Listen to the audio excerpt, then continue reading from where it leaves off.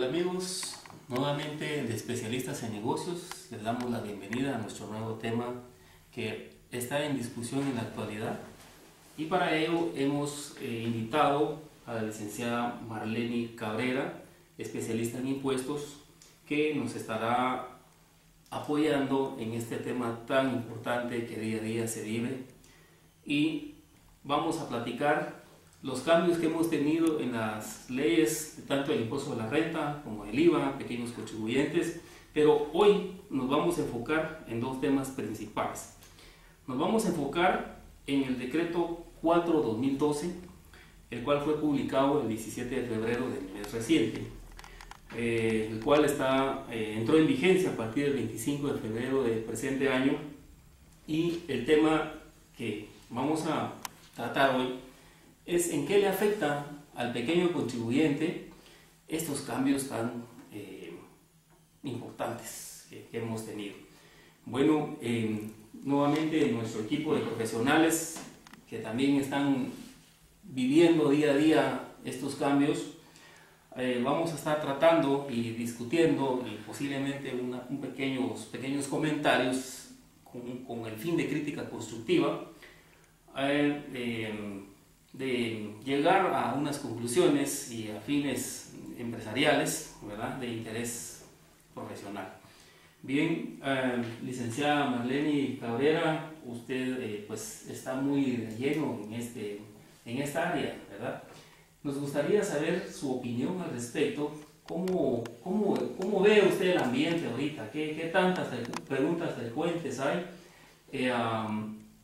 La gente, principalmente los pequeños contribuyentes, que no siempre tienen la capacidad para poder pagar una firma de auditoría, contadores especializados para poder tener asesoría, más que lo que las pues publica en sus medios escritos y también a nivel internet, ¿verdad?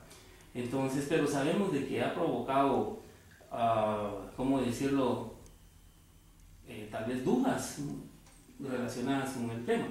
Una de ellas, entiendo de que el pequeño contribuyente tendrá que cambiar sus facturas. Ya no es el mismo correlativo, ya no es la misma resolución que va a tener. ¿Qué nos puede usted platicar al respecto? Porque entiendo que eso lo tienen que conocer los pequeños contribuyentes. ¿Cómo ve usted esa parte? Gracias. Bueno, primero, muchas gracias por la invitación. Trataremos de hacer un resumen. Voy a tratar de hacer un resumen porque sí existen varios cambios. Vamos a puntualizar para que se tenga la información adecuada, concisa. Sí existen muchas dudas referente a esta nueva reforma tributaria. Los pequeños contribuyentes son los primeros afectados porque, como usted bien lo dice, no tienen la información suficiente. Si bien es cierto que han existido algunas comunicaciones en algunos periódicos, ha faltado todavía esa comunicación radial, televisiva, porque muchas veces no se tiene acceso a estos medios de comunicación. Por eso es muy bueno que firmas como las de ustedes proyecten esta información que es de mucha utilidad, no solo para el pequeño contribuyente en este caso, que es el tema que vamos a platicar, sino también para las empresas. Básicamente, respondiendo a su pregunta sobre el cambio de las facturas, sí es uno de los principales temas que han estado como interesando a los pequeños contribuyentes y que le crean cierta incertidumbre, principalmente a partir de cuándo tienen que hacer ese cambio, en qué les afecta, qué sanciones pueden tener, qué sucede si han mandado a imprimir nuevas facturas recientemente, qué tienen que hacer con las anteriores. Claro. Varias son las dudas referentes al tema, pero resumiendo un poco los cambios relevantes del pequeño contribuyente, la figura de pequeño contribuyente toma un giro completamente distinto. Anteriormente estábamos hablando de dos regímenes de pequeño contribuyente, donde podía inscribirse una persona individual que sus ingresos no superaran 60.000 quetzales. Bajo este parámetro, entonces, existían muchos contribuyentes que cuando ya superaban esta cantidad tenían que acoplarse ya sea a un régimen general pagando un 5% de ISR o bien al régimen optativo. Ahora la figura de pequeño contribuyente cambia a un régimen único cuando anteriormente existían dos. Un pequeño contribuyente que presentaba todas sus declaraciones de impuestos como lo hacía un contribuyente en un régimen normal o un régimen general, si le llamamos así. Por ejemplo, tenía la obligación de presentar su declaración del impuesto sobre la renta dependiendo en qué régimen estaba inscrito, mensual o sus pagos trimestrales con una declaración anual. O si tenía la obligación de pagar impuesto de solidaridad, si es que realizaban actividad mercantil, pues tenían esa obligación. Y la única diferencia con un contribuyente en el régimen normal es que su declaración del IVA era de forma trimestral, siempre compensando débitos con créditos.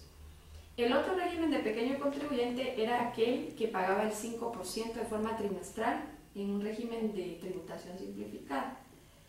En este régimen de tributación simplificada no podían estar inscritos, por ejemplo, los profesionales liberales únicamente, ¿verdad? Y esa era su única obligación, presentar el pago trimestral simplificado.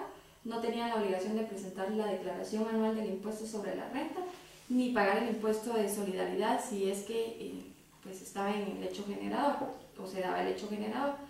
Ahora el régimen es uno solo, en el cual pueden estar inscritos tanto personas individuales como personas jurídicas.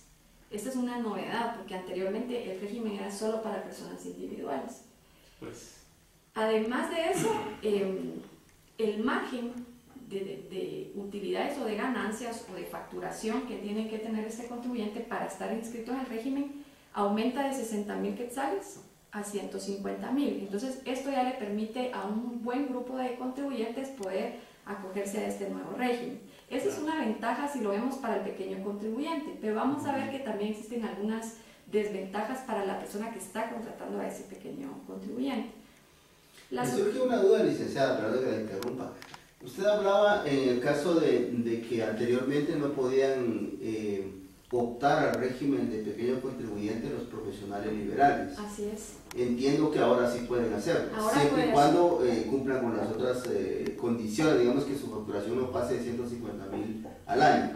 Pueden estar los profesionales liberales. Pueden estar los profesionales y pueden estar personas individuales o jurídicas. Cuando habla de jurídicas, para aclarar un poquito a la audiencia, que pequeños contribuyentes, ¿verdad? Estamos hablando de sociedades anónimas también, que pueden estar. Podría entrar cualquier tipo de sociedad mercantil establecida en el Código de Comercio, sociedad anónima, sociedad colectiva, sociedad en comandita simple, por acciones, responsabilidad limitada. Podrían estar también sociedades civiles. Bien. Podrían estar. Ahora pueden estar las sociedades civiles también. Exacto. Como pequeños. Cualquier tipo de sociedad, entiéndase también, por ejemplo, gremiales, sindicatos, todo tipo de sociedad. Eso es bien importante, porque entonces sí, hay muchas empresas que no llegan al 150.000 y entonces, ¿y qué hay de la contabilidad? Bueno, los requisitos Sí, en cuanto al Código de Comercio siguen siendo los mismos. Siguen siendo los mismos. Recordemos que la obligación de llevar contabilidad la da el Código de Comercio para aquellos comerciantes que tengan un activo superior a 25.000 quetzales. Entonces la condición se mantiene, igual que las otras condiciones referentes a la emisión de la factura, la solicitud de la factura. O sea, en el caso de estar inscrito en el régimen de pequeño contribuyente no lo exime de las otras responsabilidades tributarias. Esto es simplemente para tener un régimen de tributación distinta al que tenía. Sí, entiendo que eso sí es una gran ventaja para todos aquellos que se calculan no facturar más de 150.000 quetzales y acogerse a una cuota fija de un 5%. Y no pagaría ningún otro impuesto como hizo bueno, el IVA creo que ya no procede ahí porque, bueno. Será el 5% de IVA. 5% de IVA. Exacto. O sea, ahora, esto, lo que mencionó es muy importante porque no es cuestión de cuánto voy a calcular yo que voy a facturar. Siempre voy a poder estar en este régimen si en el año anterior he facturado 150.000 quetzales o menos. Siempre mi parámetro de evaluación va a ser el año anterior. Mientras que en el régimen anterior o en los regímenes anteriores no sabía el pequeño contribuyente en qué momento debía cambiarse. La ley sí decía que cuando ya superara el techo de 60.000 quetzales de ingresos, de oficio la administración tributaria lo podía cambiar o el mismo contribuyente podía cambiar sin necesidad de darle aviso previo a la administración tributaria. Ahora permanece todo un año en este régimen y al momento de iniciar el siguiente periodo fiscal, si el año anterior permaneció en el mismo parámetro de 0 a 150.000 quetzales, sigue siendo pequeño contribuyente. Excelente. Eso es algo bien importante que debemos tomar nota todas las personas que tenemos ese ingreso y como parámetro del año pasado, como decía la licenciada, es bien importante tomar nota porque eso no se escucha. O sea, las ventajas fiscales casi no se escucha en los programas radiales, mucho menos lo vamos a encontrar en una página de la SAT donde diga, ahora como no facturó 150.000 quetzales, venga y aprovechese y entre a ese régimen de 150.000 quetzales. No va a suceder. Solamente una asesoría así como la que nosotros estamos a través suya dándole a la comunidad, nos van a saber que existe esa oportunidad en la ley. Si lo vemos por el lado bueno, pero después ahí también ya le tengo algunas cositas para que veamos el lado malo de los pequeños contribuyentes, ¿verdad? Siempre pero hay dos lados. Hay dos lados, hay que buscarla mejor, pero eso es importante. Sí. Me gusta recalcar eso porque la comunidad empresarial, los pequeños contribuyentes, tienen que tomarle foto a este tema.